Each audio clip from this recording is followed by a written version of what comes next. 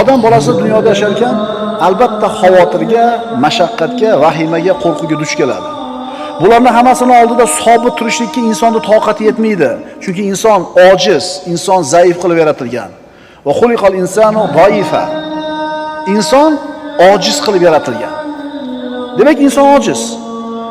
Ammo u Robbimizga tavakkul qilsa, Alloh meni qo'llaydi deb iymoni komil bo'lsa, ishini Allohga topshirsa, holi tamomiy yaxshi tomonga o'zgaradi.